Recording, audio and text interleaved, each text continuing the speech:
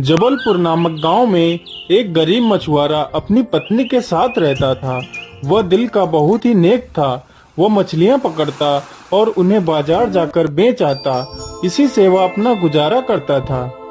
मछलियाँ ले लो, मछलियाँ ले लो, ताजी ताजी मछलियाँ। अरे भैया, आइए मछलियाँ ले जाइए, बहुत ही सस्ती मछलियाँ हैं। अरे भाई, मछलियाँ कैसे दे रहे हो? केवल 10 मुद्राएं भैया, ले जाइए, बहुत अच्छी मछली है।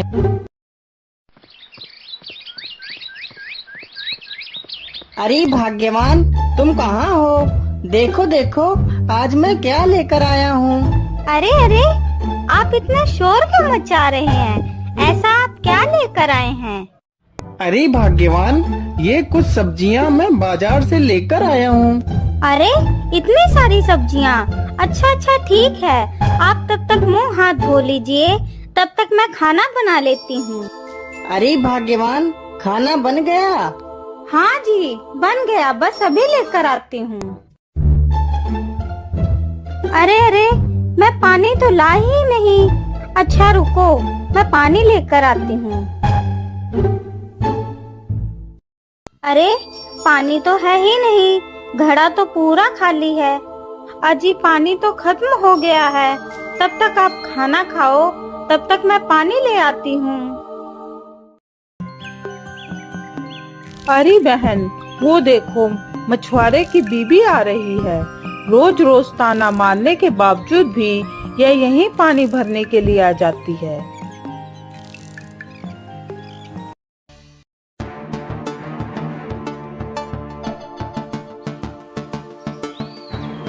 अरे बहन, तुमने मेरे पानी को क्यों गिरा दिया? अरे सुन, तू रोज रोज यहाँ से पानी नहीं ले जा सकती, क्योंकि ये मेरा कुआं है। चल भाग यहाँ से।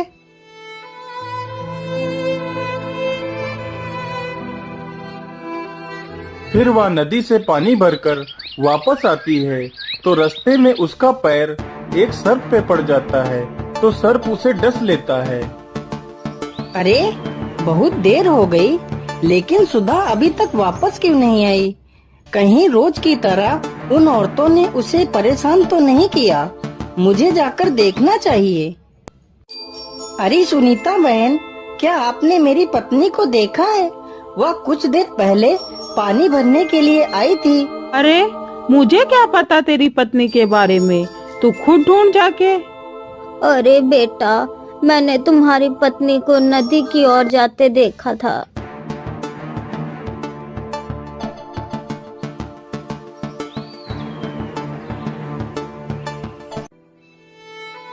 हे भगवान, ये क्या हो गया? हे भगवान, सुधा उठो उठो। सुधा, तुम्हें क्या हो गया? हे ऊपर वाले, मेरी सुधा को क्या हो गया? अरे, यहाँ इतनी भीड़ क्यों लगी है? अरे बेटा, तुम्हें क्या हुआ? बाबा, मेरी पत्नी नदी पर पानी लेने गई थी और उसे एक सर्प ने डस लिया। बाबा, मेरी मदद करो। अगर मेरी पत्नी को कुछ हो गया तो मैं भी जीवित नहीं रह पाऊंगा। बाबा, मेरी मदद करो बाबा।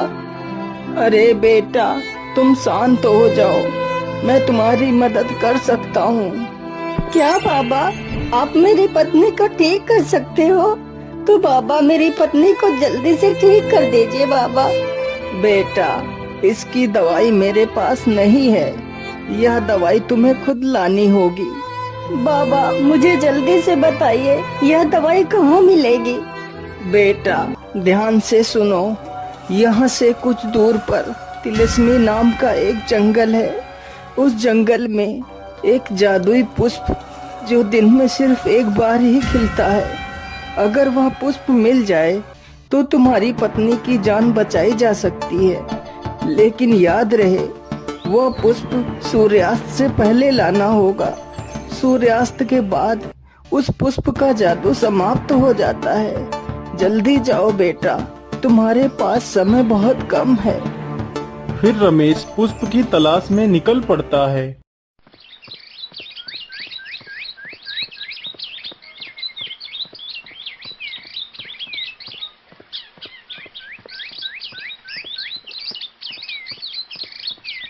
अरे इतना समय हो गया है लेकिन मुझे कहीं भी वह पुष्प नजर नहीं आया है।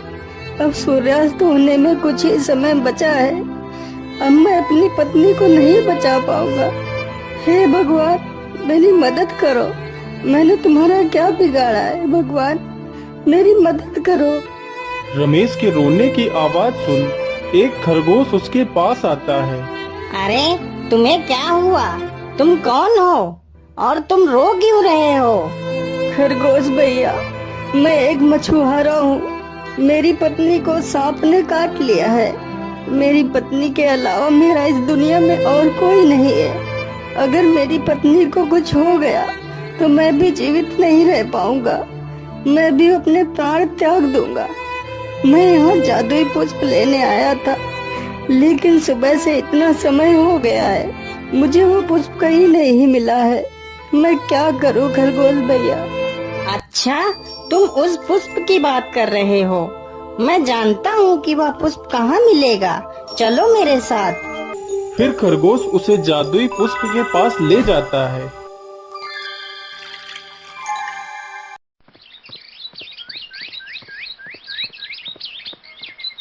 फिर मछुआरा जादुई पुष्प लेकर आ जाता है।